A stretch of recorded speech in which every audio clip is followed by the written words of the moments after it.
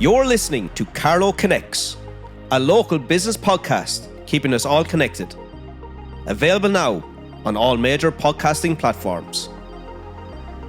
You're all very welcome back to Carlow Connects. I'm Paddy Carroll. Carlow might be small on the map, but when you start talking to people behind the businesses here, you realise quickly there's nothing small about the ambition.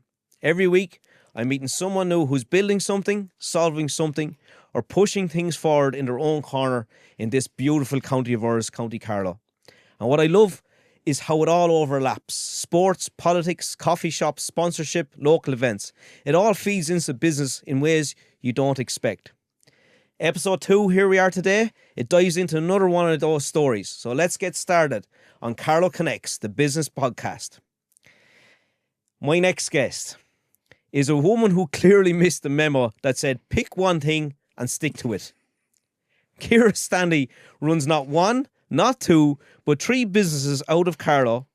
She's dressing you up with Ballybar Ireland, feeding you through Coppenagh House Farm Shop, and now embroidering you with Ardattin Embroidery.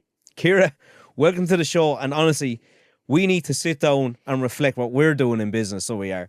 Ciara, you're very welcome to Carlow Connects. Thank you very much. That was a really good elevator pitch there. I might copy that. There's no bother at all. You came in the door and you looked a little bit fluffed, so you did. So your mind was running. I'd say there was loads of things going through it. Come on, tell us what was going through your mind. So as I was driving in, I was kind of thinking, should I have maybe prepared for this, or how do you prepare? How does one prepare for a podcast?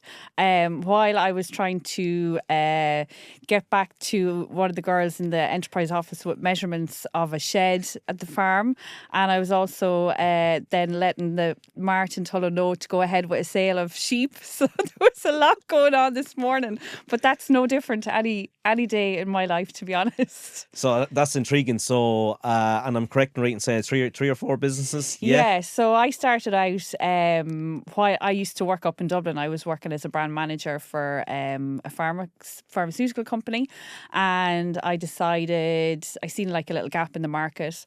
And I hadn't been long finished college, so I said I would chance my arm at doing embroidery.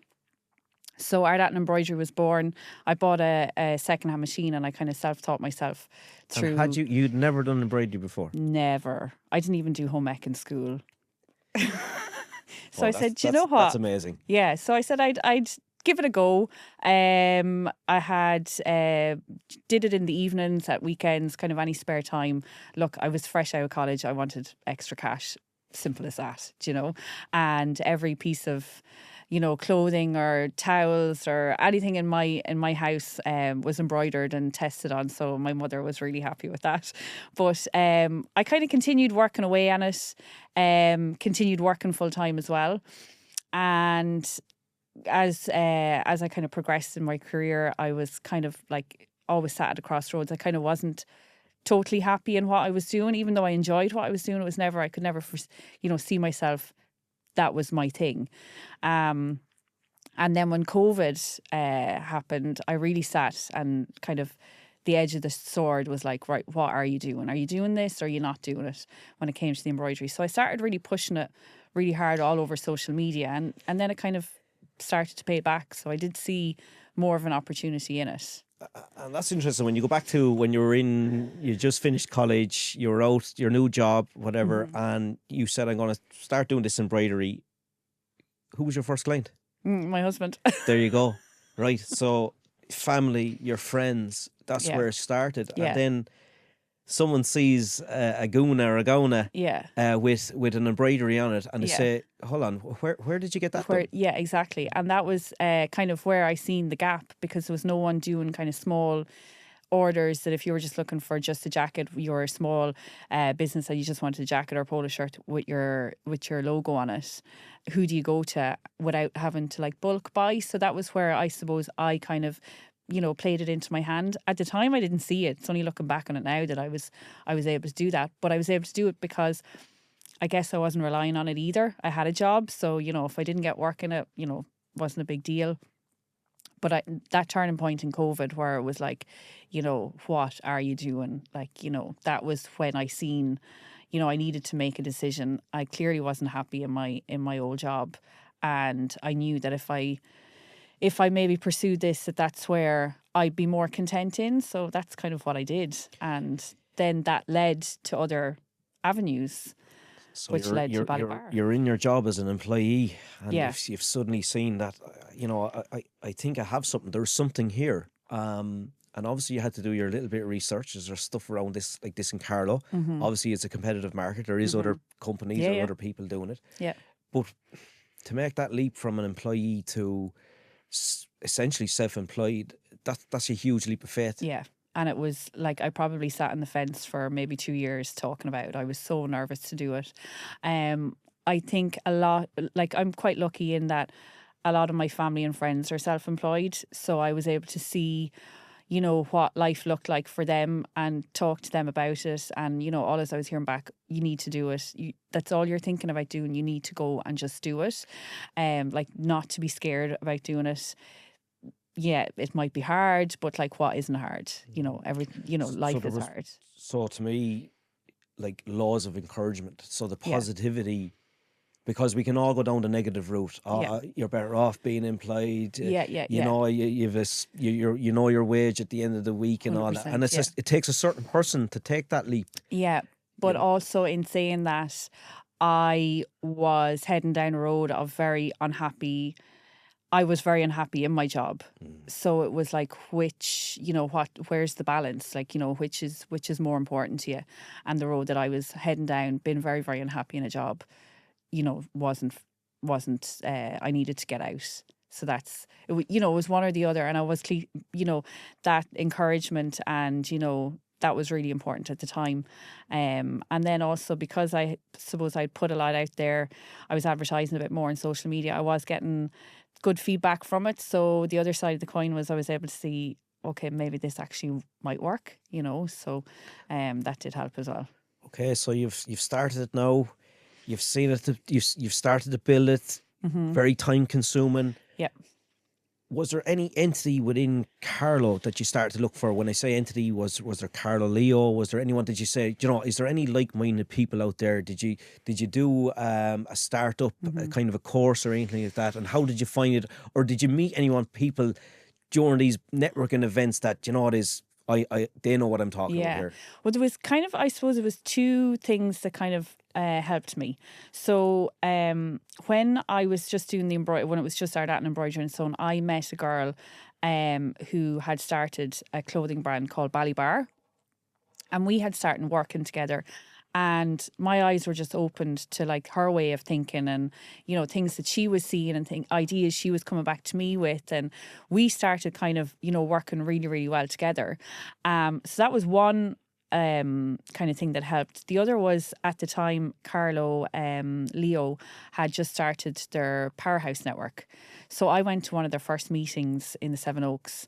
I was so nervous walking in the door. Like literally I sat in, I hadn't a clue what networking was. Like, how do you network? I have to talk to people. What am I going to say? How do I introduce myself?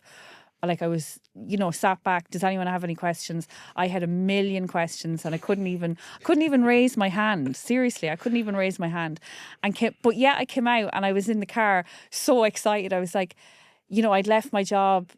This had started. My head was like spinning with all these ideas. I was so excited about all these things that were possible, access to like mentors and different events. And this was going to happen every month. And I could come in and, because I was working from home and you're on your own, I was very excited to kind of get in and talk to other people as well.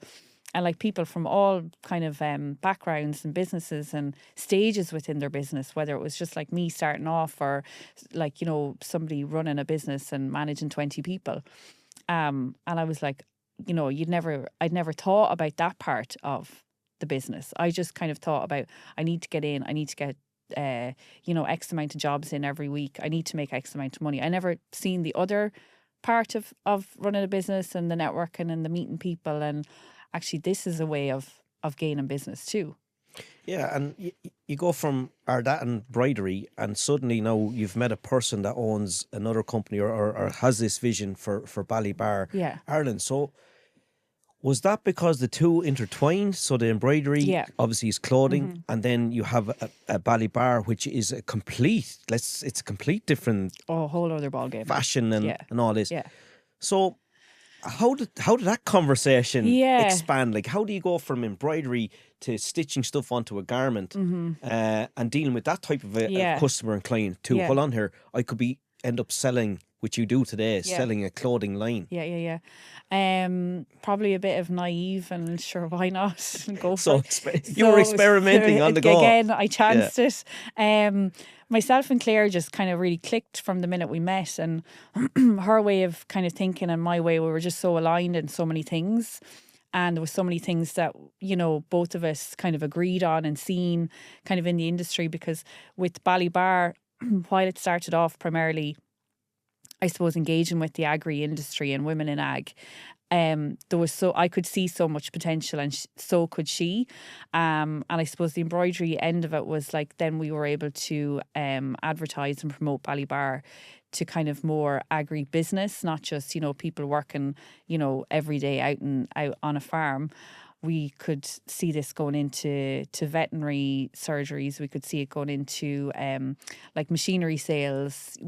There was so much we could foresee with it, and with that kind of brought me into another kind of a world of networking with other women in ag and that industry, because in the background, myself and Robert have a farm as well, so that was kind of the part-time work at that point, and that kind of opened up that whole area, or gate or door, if you want to say, and then that led to me being in a position then to purchase Ballybar from Claire and run it myself, which is a very different beast.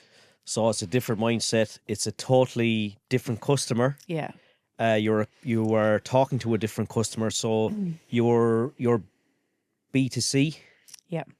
And B2B. And B2B. So totally different dynamics of what way you do your social media, how you attract that person to actually essentially just buy that product. Yeah.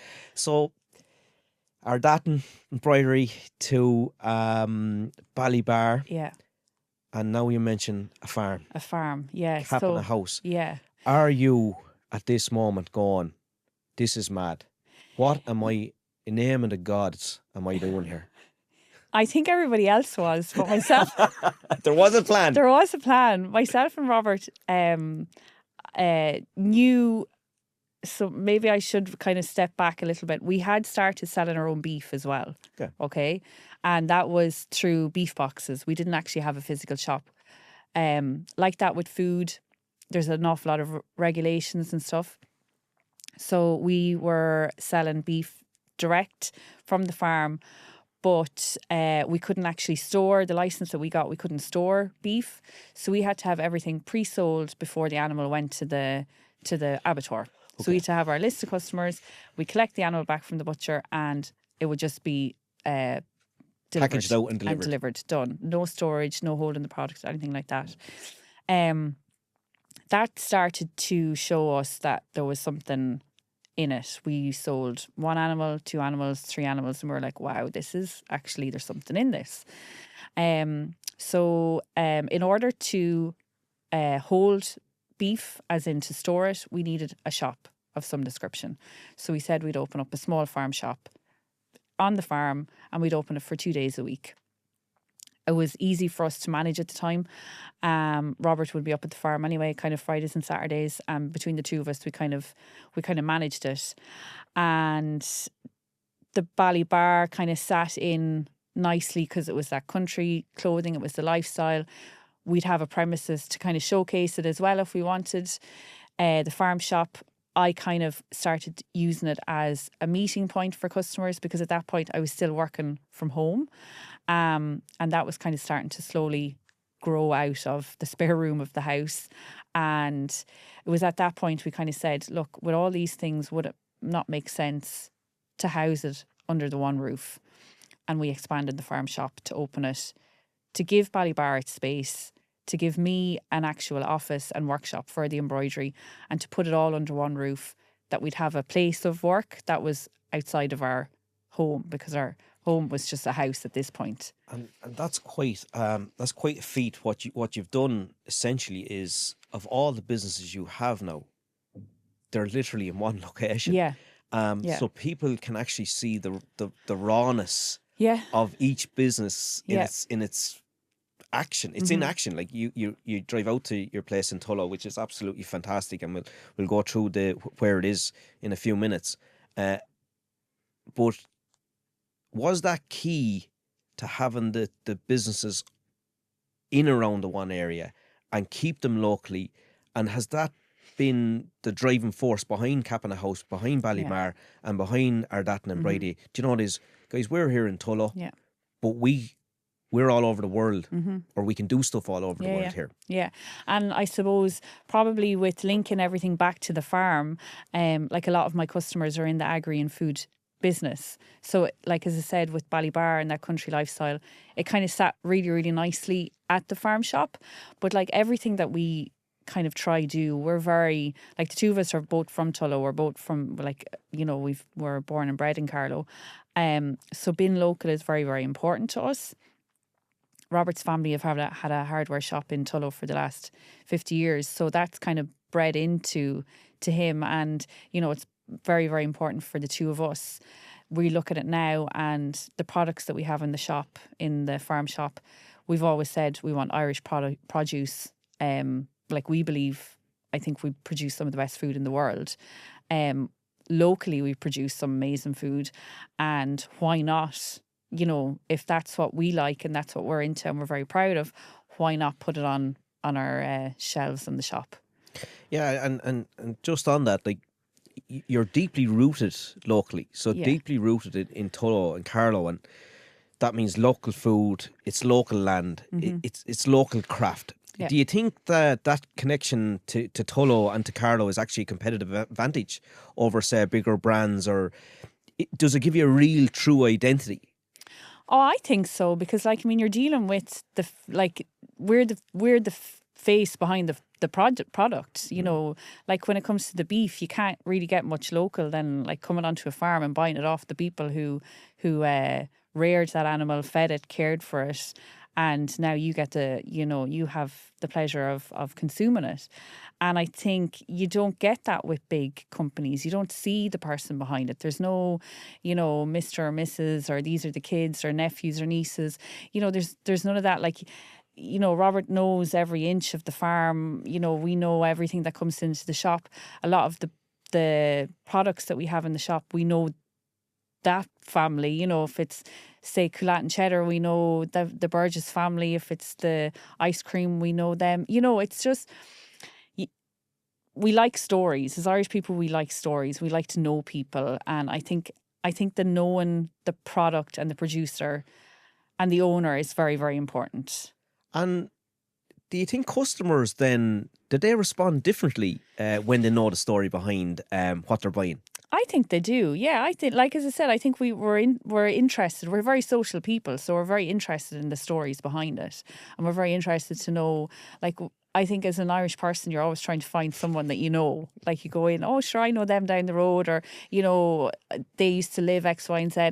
I think there's a bit more of a respect then as well given to the product when people understand maybe the work that's gone into it. I think sometimes that can be a bit, people don't see that work that goes into it, and especially when it comes to food, like the hard work and long hours that can go into like producing what we have. Like, our beef, we'd have an animal for 2 odd years that we've cared for that every hour of the day. Probably every has day a name. of the week. No, we don't try to go that far. Try is the word, but like, when people see that and they understand that, then there's a different sense of understanding to your food. And when you say about local produce coming in, and you're on about the ice cream and the cheddar cheese, yeah. And I think I've seen honey out in your facility. we have hives as well on the farm. Hives as well on the farm. But is that you as an owner, a director? Are you going out? Are you watching their products as well? Because you're going, hold on here, that product is locally produced. We've been there. I would love to see, would they be interested in coming in with us? Oh yeah. So that to me then is, again, it's another connection. Yeah. It's another bit of networking, You've seen a product that other person, that other company has put their heart and soul. They have their own story. Yeah. And next minute you're bringing it all together. Yeah. I think there's nothing nicer than being able to go in and, like, say our beef burgers. That works really, really well with the culat and cheese. There's actually a relish that a girl in Grey Cullen makes. Put it all together, like epic. Like, it's lovely. And you're able to say who's making it. You can put, like, hand on heart, and, you know, you'll always trust. It's a trust thing, isn't it? Absolutely. You know, when you're able to say and you're able to stand over it. I was at Bloom recently speaking about the connection and people's connection to food, and how there is a bit of a disconnection between what you're picking up off the shelf, where it's coming from, and the whole story behind it. And somebody asked, you know, there's so much rigmarole and so much paperwork, and, you know, we're board B approved, so we've got inspections and things like that. And yes, there's an awful lot of work to it, but you're able to back it up. Then you're able to stand behind it. You're very trustworthy, and you're very proud of that. But it must be, like, I can feel the happiness coming across the room here for me. Like, when you put a product on a shelf and it comes from someone locally, and that person sees their product, whether they have their face on it or their company's name on it and their story behind it, for someone actually to go up to a till and to pay for that product. Like, of all the work that goes into essentially getting that product on the shelf, I'd say it's just brilliant. Yeah, I'd say it's just sit back and go, do you know what it is? I've actually made something here, and someone is willing to part their hard-earned cash to buy it. Yeah, know? and to put their trust in you. You know, and you can see that. But it also, like, as you just said, that you know, somebody spending money on a product that's made locally, the impact that spend has, like, I think is quite, like, you know, probably goes a little bit unnoticed. Like, that money circular, like, in a local area like Tullow, is just, it makes up an area. Like, by people, I suppose, spending in shops like ours, spending it on products that are made in their hometown or their home county, like, that just goes around and around and around. We're able to take on the transition year students, you know, the guys and girls that are finishing their Leaving Cert this week. They're looking for summer jobs. You know, unless places like us are supported, we can't take on the kids, the students, the next generation. We can't do that. No, and look, I'm in the construction game, Ciara, and when I see a building going up or ready to be started, the first thing that comes through my head, now the builders are going to start going into the local shop. They're going to start buying, and excuse the pun, the breakfast roll, or whatever. The newspaper, the coffee, but they're buying the coffee. Everything is starting to move. It's starting to generate. So it is, and that's no different to yourself over in Tullow.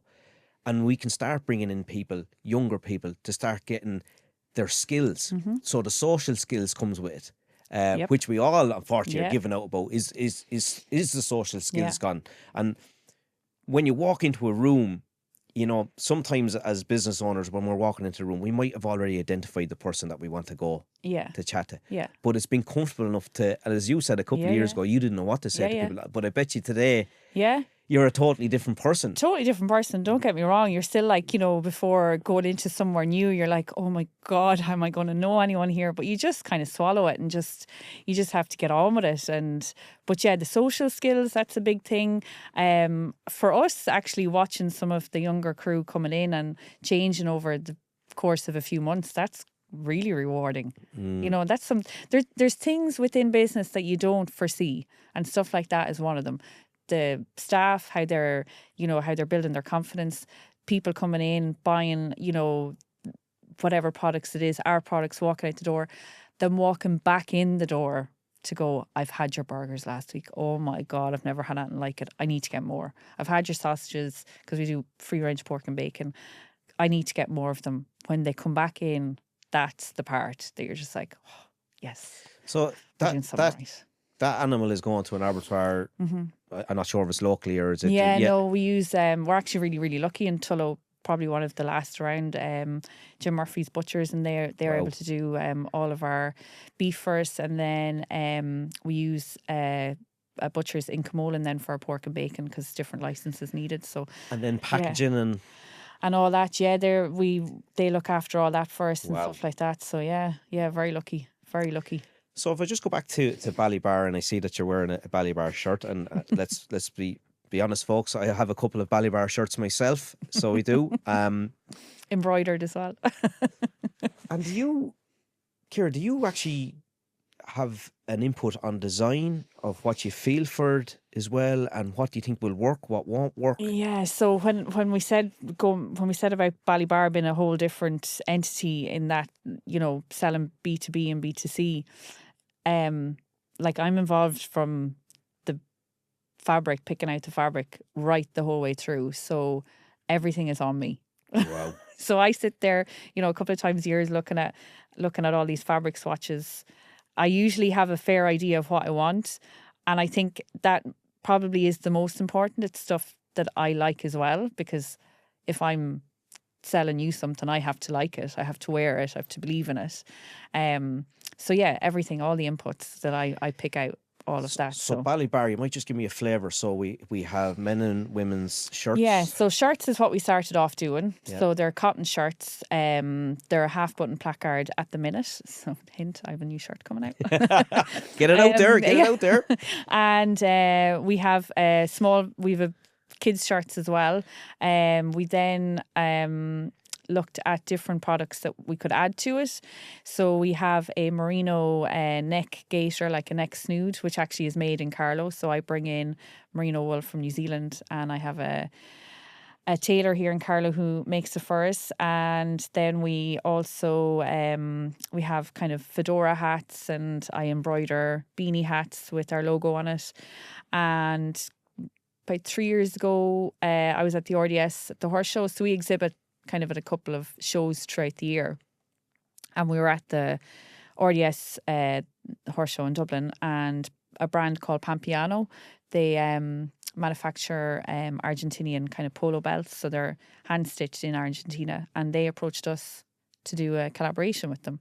So they seen the quality that we had, which was very, very important to them, and they wanted to align themselves with other brands. So they asked, would we come on board with them? So they now every year bring out kind of 2 or 3 belts to match our shirts, which are unique to us. Wow. So you've come from Tullow, yeah, for an Argentinian company to approach you guys. So what I'm getting from that is what you've been putting up online and social media and the way you go about your business. Someone has actually, so what I'm getting at here is someone is always watching.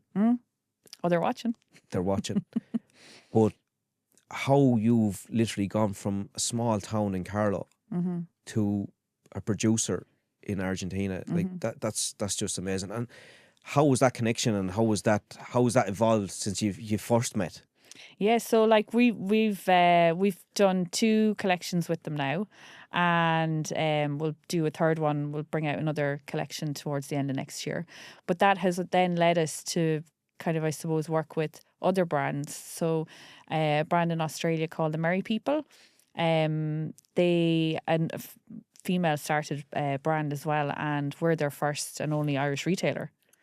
And that was because I suppose that instilled the confidence to go, well, do you know what?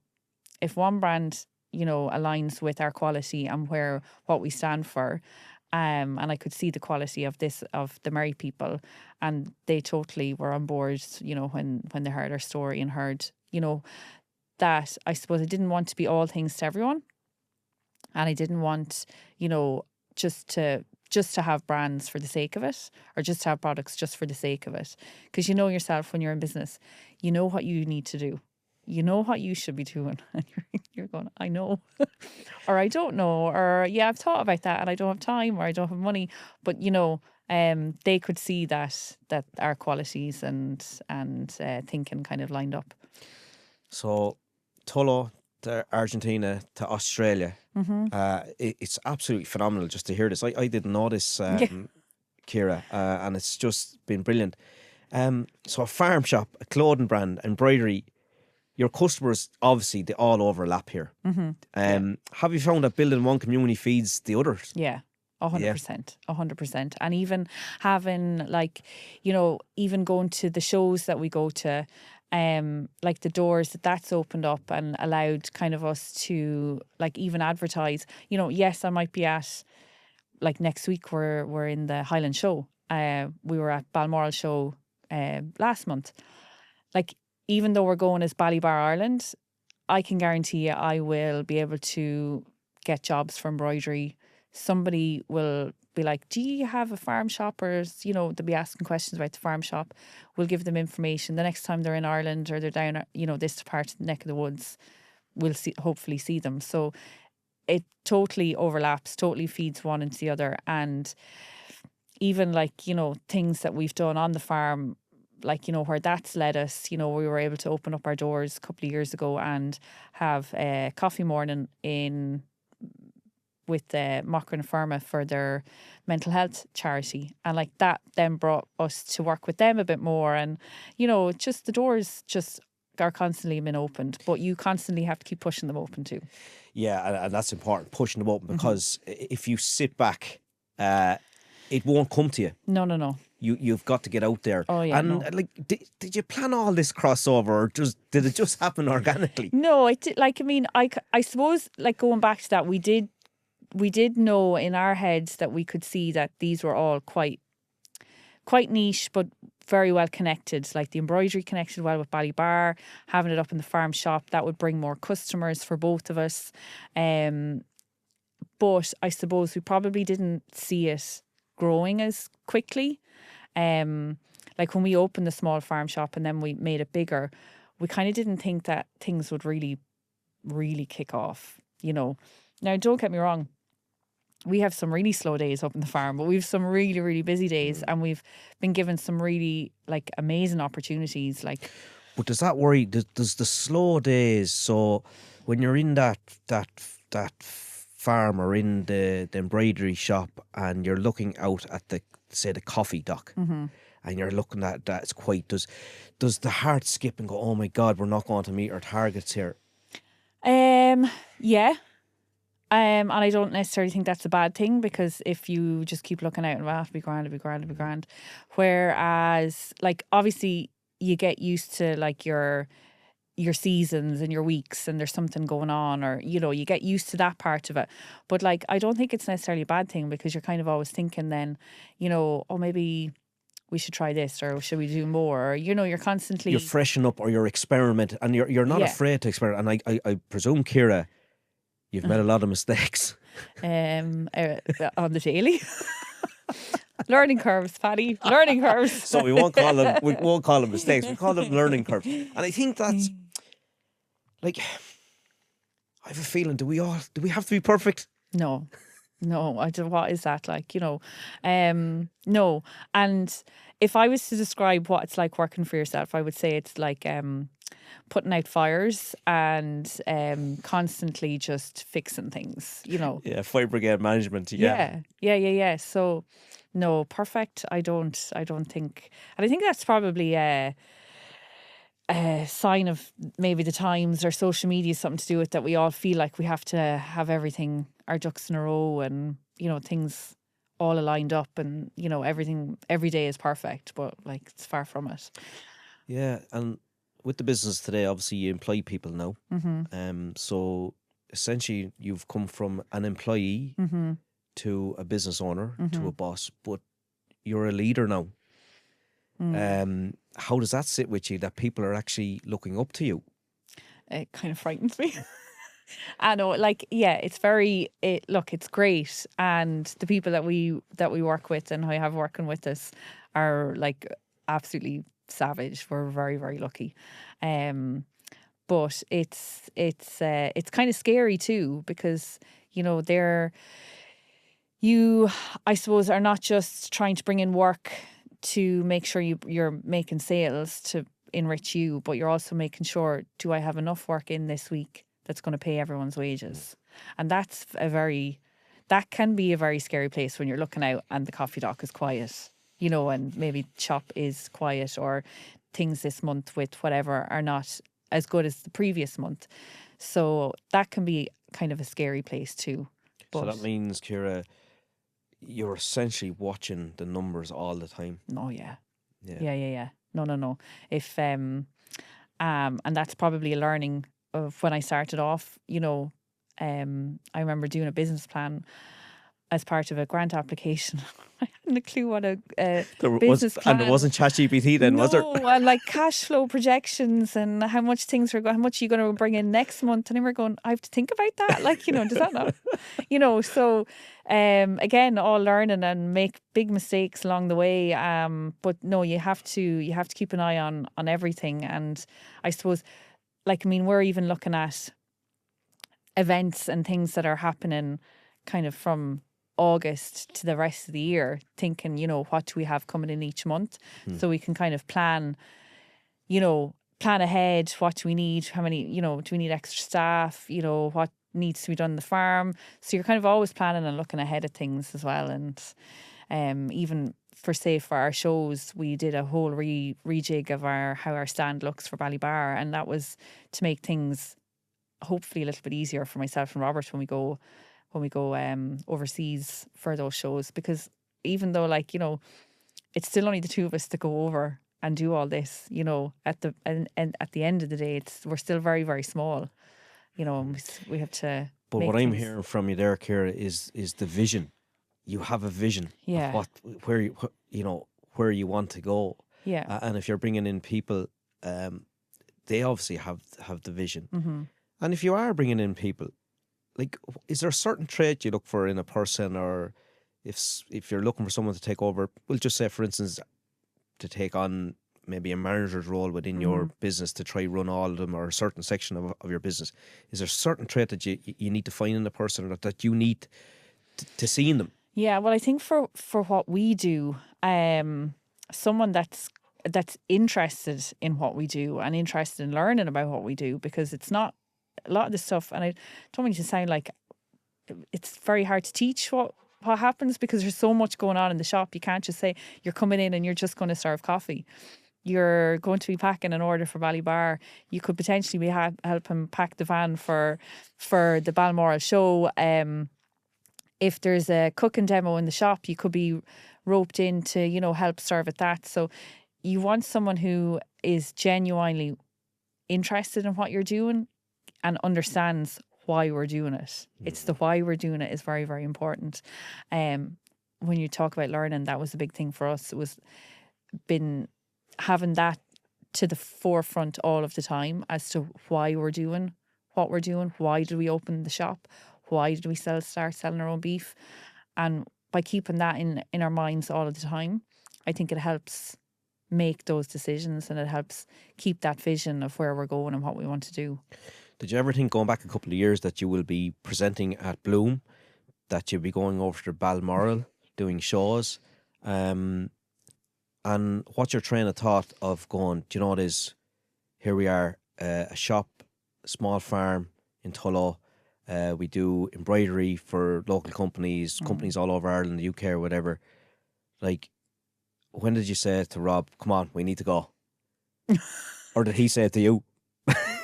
Yeah, well, look, I don't think I ever foreseen any of those, like the Blooms and the Balmorals and things like that. Definitely didn't foresee it. There's stuff that's already happened this year that in the end of last year we wouldn't have even thought of. So I think it's just take every day and week as it comes, and you do feel sometimes, are you doing the right thing? Are you, should we push on? Should we just stay put where we are? Should we buy another premises and start another business? I don't know. Is that a cue to that you were thinking of doing something else? As I think Rob just needs to pull you back a little bit, Ciara. Oh no, there's a pair of us in it. One is as bad as the other. And like big brands have marketing budgets, they've logistic teams, they've PR agencies. Like a small business like yourself, what do you have that essentially that they don't have, Ciara? Is there a risk that we're underselling ourselves? I think so, and this is something I'm constantly trying to kind of, I suppose, rein and teach myself a little bit. I get a little bit bogged down with social media, even though I'm on it a lot. I feel like I'm not doing enough, because because of the space Ballybar is in, we're probably more of a premium high-end product. So you're looking at those bigger brands that have the show teams. They have, like, you know, they have all these lovely big modes of transport to move everything around. They've the most beautiful displays. They have gin bars and champagne bars at their shows, you know, and they have teams of people that come in for summer and go show to show to show. And I'm looking at them and I'm here going, what am I doing? What am I not doing? I just, like, I don't have that budget. I don't have that manpower. I don't have that. And I know everyone has to start somewhere, but I still have to, remind myself we are still very, very young and very, very small. So we will get there. But I guess it's because, like, yesterday evening, I had to do a post and I literally was like, I've nothing to post about. I don't know what I'm going to say.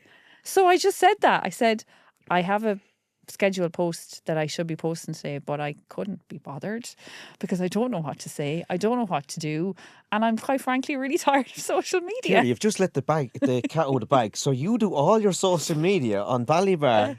Coppenagh. And Ardattin, yeah. Who would ever thought? Yeah. Oh my God. No, I do it all, yeah. Yeah. I did have help for a while doing it.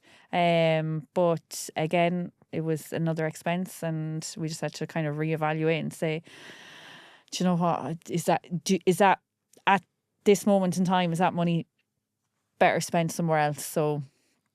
And for you, what's the biggest mistake you see small businesses making when it comes to putting themselves out there, whether that's through social media or websites or anything? Is it, and I don't want to put words in your mouth, like, is it too time consuming? You're spending too much time on your social media than you are actually on your product or your service. It's hard because, like, I mean, you have to be on social media now. You can't avoid it. No matter what kind of you have to have some, whether it's LinkedIn or Instagram or whatever kind of form it is. I think you have to be there somewhere.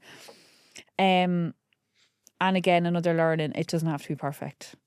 That's the thing where, when you start off, I'm waiting to have my website picture perfect. I'm waiting till I get, product shots done, and I'm waiting for the really good photographer. And, sometimes you just have to just go with what you have and not try to be perfect. The rawness, and look, just for me, I love the behind the scenes. Yeah. I love seeing, shoveling the muck. Yeah. What really happens on a day-to-day thing. Yeah. And especially for yourselves, who makes the coffee? Where does the coffee bean come from? Yeah. Electricity, whatever it has to be. And I think people like to see the natural thing. Mm-hmm. They don't want to see, if I meet you today, Ciara, and I'm meeting you for the first time, but I've seen you portraying something online. Yeah. That you're not actually that person. Yeah. That could be detrimental. And like very hard to keep up. I remember having a conversation with someone, and it was actually before I had the opportunity through Carlow to go on Ireland AM just before Christmas 2 years ago. And I remember going, oh my God, I'm like, live TV, and you would be so nervous. Yes. Like, if it was asked today, I'd still be so nervous. And I remember being told, you can't be nervous about something that you know inside out, and you're not trying to make up a story. You're not trying to, lie basically, and, make something up and try be someone you're not. If you're only going to be yourself, your product and your business inside out, you've nothing to be nervous about. And I think that trying to be someone you're not and portraying something you're not, you'll just get caught out. So that selfie that you're taking a video of yourself and you fall over in a heap, throw it up there. Yeah. You might actually get, someone will actually go, that actually does happen on a farm. Yeah. Or, pretend to be a cow running down a crush and you get over 1 million views and get reshared over how many news feeds I got over that one. So yeah, just try. So how, and I asked the question here, how in the name of whoever did you get Rob into all your social medias now? Was that was there a contract involved, or was it, Rob, get behind the camera now? Exactly that. Exactly that, or just don't tell him. Wait till there's a bit of an audience and it's really hard to back out of it then. No, I remember having this conversation with him and he was like, Ciara, those kind of videos, they just don't work. They're just don't work. And I said, just plumb me. Let's do one or two, see how it goes. And he did one. I can't remember which one it was. And then I think a few days later, sure, I suppose I'm going to have to do them now from now on, aren't I? So before he started getting into the social media, he was treating you as he was the social media manager. Do you know, he was telling you what's going to work and what's not going to no, you know. yeah, roll your eyes. Oh my God, what have you done now? You know. And is yeah. he more comfortable now than he ever was? Yeah, You look, know. and you still, like, I mean, all of our friends and people around us slag us, and I know people will say whatever, but I really don't care. You've just hit. I just like the way you said that. Yeah. You don't care. I don't care. Like, at the end of the day, I have to pay my own bills. I have to put food on my table, and I have to pay my mortgage, not anyone else. So, look, people are going to say what they want regardless, you know. So Yeah, and that's the white noise. That's the noise in the background, Yeah, isn't it? And I think that sometimes when we look at our competitors or whatever, you know, do something unique. yeah, just who do you are. just do you. Yeah. Social media has clearly played a role for Ballybar, Coppenagh House, and for Ardattin Embroidery. Like, how important has it been for a small rural business to show up online, and what's worked for you, Ciara?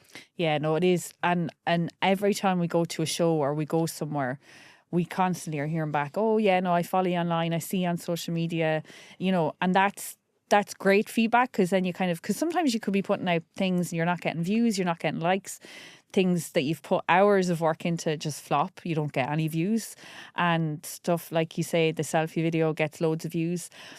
But when you get that feedback from people and they're seeing it, at least you're kind of going, right, okay, the brand is getting out there, the name is getting out there.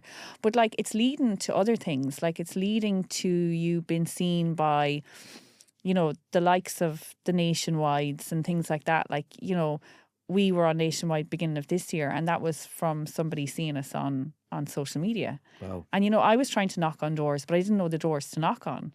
So that was happening without me even kind of realising and stuff. It just comes back again to the It's connections. connections. It's just mad, isn't it? But it's like, as you said, just being yourself and being true to yourself. People will see that. You know, we can all see when someone's been real or not. You know, and that's going back to the trust and the buying from someone you know and someone you can relate to as well, and you can believe in, you can see the work that they're putting in, and you know, it is what it is. Like, people that ask us, where's your farm shop? It's on the farm. In the farm. It's on the farm, yeah. You're going to see everything around it. Like, it's as real as it gets. And was there any moment that, with your social media presence, that something took off and you thought, you know, I didn't see that. Where's that after coming from? Like, oh my God, so that person has seen you online. Like, and that door did open because they've seen something. And like, did you go, hold on here now, if we make more of this video, or if we style our output, was there something there that you said, you know, we need to take more pictures of the farm, we need to make more pictures of, or we need to do more posts on the products inside of our shop, or is there when you go to do your posting to connect with people, like, have you a formula, or is it, you know, it is whatever comes into my head? Oh, it's a little bit of both. It's a little bit of whatever comes into my head.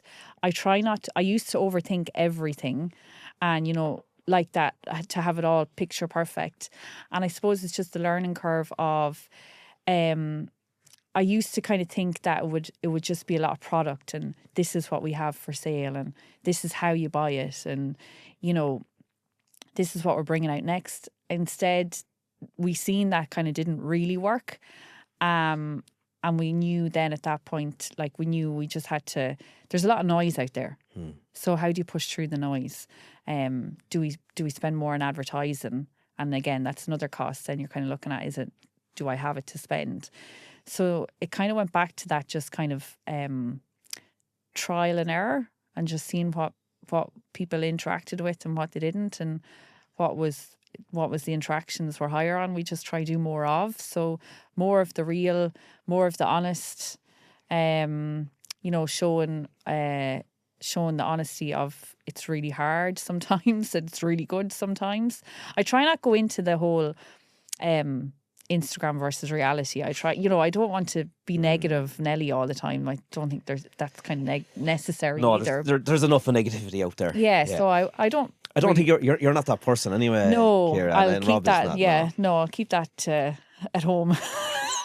You don't give out to each other, do you? Oh, You God, don't have. no. You don't. You No, know. no. There's no domestics, is there? Oh, absolutely not. If you were there's someone around Carlow that either is in business, starting off, they either have a good business idea. What's the one thing you tell them now today? Just go and do it. What is the worst that can happen? And I remember somebody asking me, or they were telling me they were going to Australia, and they were, am I doing the right thing? I'm so nervous. But she can get back on a plane and come home. It's no different. What's the worst that can happen? It doesn't work out. You don't like it. You don't enjoy it. It mightn't work, but maybe when you start it up or you open the doors in the premises, actually, I don't need to open 7 days a week. 5 days is enough, or 4 days is enough. It's all about trying it and seeing what works. And what if it does? And what if it takes off? And what if it's amazing, the best thing you ever do? You're only going to know if you do it, rather than, I should have done that. Yeah, I think if you reflect back in life and you go, geez, I wish I had done that. And as you said, it's that entrepreneurial thing as well, is that risk taking. Yeah. Is where is this going to go? Yeah. And if you do put in the work, Oh, the rewards just outpay everything. yes. Yeah. You're going to have really, really tough days, really tough decisions. You're always constantly questioning yourself. But that's, as I said, I feel that's a good thing. And without that kind of fear, what's this? We say you can't make an omelette without cracking eggs. You have to try things. They're not all going to work. There's lots of things that we've looked at and, been in the midst of doing a whole proposition and business plan. I remember we had this great idea, and it is still a great idea, but not for us. And when we got to the bones of it, I just said, we're just quit right here. You were going down a different avenue. A completely different avenue. When we looked at the cost, the money we'd have to put into it versus what we get back out of it, the extra manpower we'd need, it was just not going to suit us. So, but then we had to explore that, So looking back, is what's the one thing that's made the biggest difference? The thing that you do again on day one? I think have someone on board with us that we'd let, I suppose, loose a bit more. We were probably holding the business back a bit, and we still have that.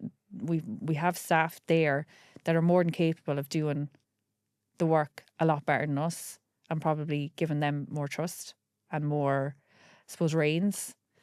And we did that just over a year ago, and it's just made the world of a difference. So probably we were holding the business back and not realising it.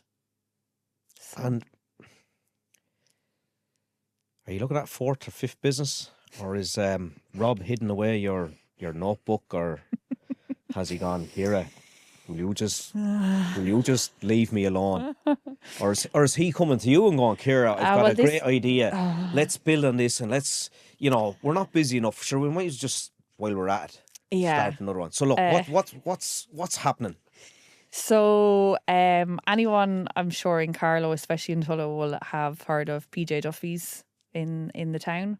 A historical building nonetheless, business that has been in existence in the same business for 100 years, in kind of men's, women's clothing, and also kind of haberdashery. So all your wool and your knitting needles and pins and all those kind of things. And it closed down last April 12 months, 2025. And the building went up for sale. And Robert came home and told me I put in an offer for that. As you do. But in fairness, it's one thing. I definitely know the two of us, we always back one another. We're like, right, okay, if that's So we started with we have a plan anyway. So we're in the process of getting the doors back opened. Oh, that's absolutely fabulous to hear. So And I presume the local community around Tulla are not just to see another building just be left there. There's a local family now are going to take this. Whatever is in mind, yeah, isn't it fantastic? yeah, no, it's good. Like, I mean, as you said, we're both from Tullow, so it'd be such a shame for us to see that. Like, I mean, I would have got my school uniform there. You would have went in, like, Duffy's was the place to go if you were, where will I get X, Y, and Z? Try Duffy's, they'll definitely have it. So it's lovely for us to be able to open in the building. It's beautiful. So we can't wait to get. But the history of that building, Yeah. and the history of that family, of the Duffy family, that's important to yourselves. Yeah, well, like for us, you know, probably looking at it now, with the farm, like that hosts the Tullow show every year, and that's been there for the last 70 odd years. And you know, now with Duffy's, and that been in business for 100 years, like we only want to improve things and preserve things. We don't want to get rid of what's been there. We'd like to build on it and make it better, and to see it there in another 100 years, whoever is running it. But like, it'd be such a shame to have that there, have that history, people know it, and like it's needed as well. Like, you know, what they had in the shop and all those bits and pieces, people are missing it. So it's nice. People are excited to get back open and have uniforms, you know, school uniforms back in Tullow, have all the bits and bobs, the bits of sports gear. And again, for Ballybar and for Ardattin Embroidery, it's a great opportunity. We can look now at maybe different products and adding new brands to the portfolio and taking on more premium country brands and giving it another push in that direction. And it's into a new location. A new location, yeah. So that'll, you know, because again, if anybody has been out to the farm shop or are planning a visit soon, it's the beauty of where we are, like, sells it, but also it's our greatest hurdle, because we're not on a thoroughfare. It's off the beaten track. You know, it's a little bit out of the way. So while it's the beauty of it, it's outside Tullow town. Yeah. So at least, you know, this location now is in the town. So, you know, with footfall and all the rest, the hope is that it'll help everything else move on. Amazing. Now, Ciara, I'm just going to hold you there because it's so important to us here in the Carlow Connects that we give a little bit of time to our sponsors and advertisers, and they're all Carlow businesses. So we'll just give it a second there. Guys, just listen to a couple of the companies there that have proudly sponsored this podcast. We can't bring it without these guys. And yes, have a listen. This season of Carlow Connects is brought to you by 3 brilliant local Carlow businesses. Hickson Centra, Potato Market Carlow.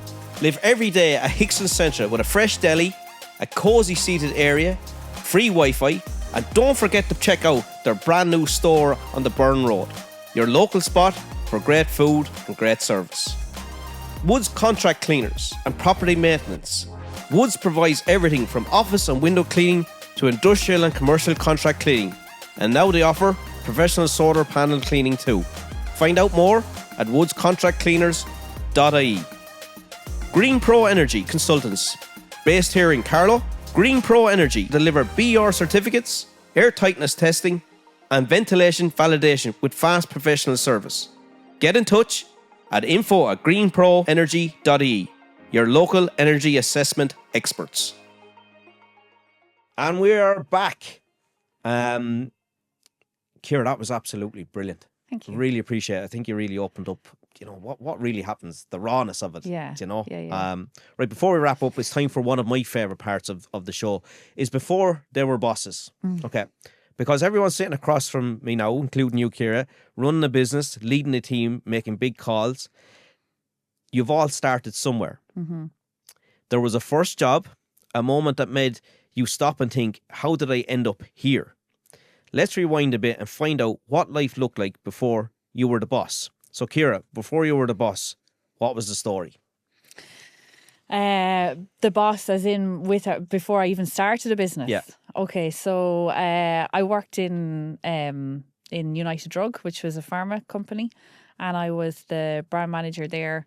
I worked with John Frieda Hair Care. I worked with Revlon Cosmetics. I worked with Boots number 7 before it was taken out of pharmacy and back into Boots. And then I went to I&M, which for the independent newspapers, and I worked as sales and advertising there. So it was from there then. It was actually while I was in United Drug, I bought my first embroidery machine, and that's how it all kicked off. Yeah. What made you buy an embroidery machine? Do you mind me asking? It was at the time Robert was actually looking for workwear and couldn't find anyone to do kind of just a small job. And there was a girl that was doing it, but she was closing her business. And he said to me, "What would you do something like that?" And my first response was, "I didn't even do home ec in school. I can't sew like a button onto a shirt. Where would I be going?" I said, "I can't work a sewing machine. How am I going to work an embroidery machine?" So then with me, you have to leave an idea settle with me for a while. Right, sometimes I'll go, yeah, and then other times I'll, leave it with me, and then I'll come back. But I'll come back with the whole plan of how this is going to work and how I'm going to do it. So it was left with me, and then I came back with, right. So I did my bit of research, went on Dundee, got a machine, and then YouTubed the life out of it to like. So you learned to embroider off YouTube. Yeah. Nobody videos. sat with you to say, no, this is how you go about. I don't think anyone could, to be honest. No. Are you a tough taskmaster? No, absolutely not. That's an amazing story. So, yeah. And to look to buying that embroidery machine secondhand off Dundee, to go onto YouTube and to find where you are sitting across from us here today. Yeah. It's a phenomenal journey, Ciara. And it was mad because I remember even being in school, the question of what do you want to do when you get, when you leave school, I could never answer it. I knew I wanted to, organisation was one thing. I loved events. I loved organising events. But even like my mum and dad would even say, like, when I was younger, I used to like bag up apples that fell off the apple tree, and I'd go around the village selling it. I used to plant what looked like flowers to me. They were probably weeds, and I'd stand outside the house and hope that somebody would stop and buy them. So yeah, I suppose there was something there in me to do something for myself at some stage, whatever it was. You come across as a person, Ciara, that you're full of enthusiasm, and I think that positive energy. I think it's when you walk into a room, you actually can feel people's positivity. Yeah. And I think when you're sitting down for something like this as well, let down the shoulders. Let's have a chat. Yeah. And I think that's so important. The power of being able to just tell it how it is. Yeah. Just to be honest, and because like that, it's just everyone is in this. Like anyone that's in a business, no matter what stage, whether it's somebody who's run a business for 50 years or for 5 years, you can be damn sure everyone has the same issues day in, day out. They might be at different levels, but they're all the same. The same. I'm not going to bring any negativity to this while we finished up. Ciara, if I wanted to get to Coppenagh House, how would I get there? So we're just outside Tullow and Carlow. So the best description I could give it, if anybody's been at the Tullow show, that's where we are. That's our farm. It's hosted it for the last, as I said, 70 odd years. So just outside Tullow. We're online at coppanaghfarm.ie and Facebook and Instagram. And then Ballybar, we are online as well, ballybarireland.com. And the same with the embroidery and all socials, Instagram, TikTok, Facebook, the whole lot. I look forward to see your videos later on. So it is. Ciara, that was brilliant. So, folks, that's a wrap on episode 2 of Carlow Connects. Ciara, that was absolutely brilliant. You've given us a real insight into what's happening behind the scenes at Coppenagh House. And I know listeners will take a lot from this, whether you're a budding entrepreneur or someone that's looking to find Coppenagh House or get out and get something embroidered or actually buy a shirt or get a hat. Yeah. Folks, if you're enjoying Carlow Connects, please share it. Send it to someone who you know, who's running a business, thinking about starting one, or just loves a good hearty story. And also, if you're a local business and you want to advertise on Carlow Connects, get in touch with the crew here at amplify.ie and we'd love to hear from you. I want to just thank the crew behind me here, Shannon Redmond and Ash Flynn, our production head of production here, and also Gabe there that's on the tools. I'm not an expert in this, but I'm making mistakes here as well, Ciara. So It's real. yeah, it's real. Yeah. So we'll be back again soon with another conversation, another story, and another connection. I'm Paddy Carl. This is Carlow Connects. Thanks for listening. You've been listening to Carlow Connects. Keep up to date with the podcast by following us on all social media.